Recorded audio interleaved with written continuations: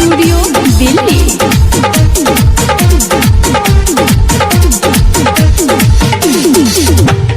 ननदो लहसुन खरुआ तेल कर गरम हल्ला जो कहलो नइखे जात लागे सरम।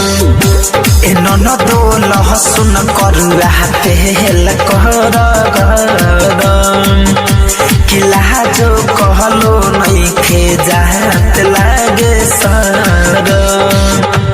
पहिले राते देहले कहमर करकाई हो यही से लहरुआइल रहिले कि दुनु जबाना दिहले हमर पुचकाई हो एही में अझुराइल रहिले।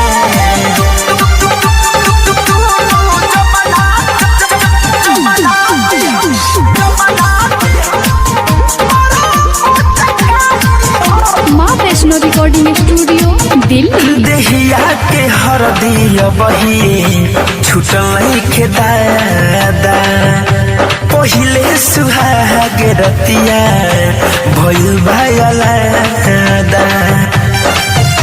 अरे सखी देहिया के हरदिया बही छुटल के दादा पहिले सुहाग रतिया भइल बायलादा कि पानी पियाहू के मौका नहीं दिहले हो ई दुख सखी तोहसे कहिले।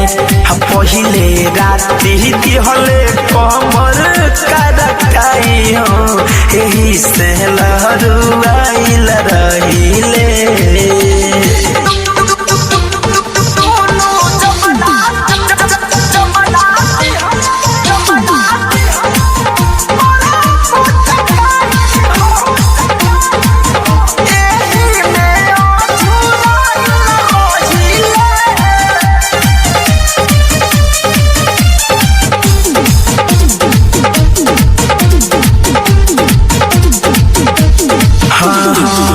सब खेला धान गहिनी भैया के तारा फैशन फिर हो जे हवे बड़का दुना महारा। ए सखी रजौ धनंजय धड़कन नाही मनाले आटा जैसे मोरौजा हवनिया के सनहले तदहरता भीतरे भीतरे हम छुपाई हो रजाई में लुकाइल रहिले। पहिले राते देले कमर करकाई हो एही से लहरुआइल रहिले।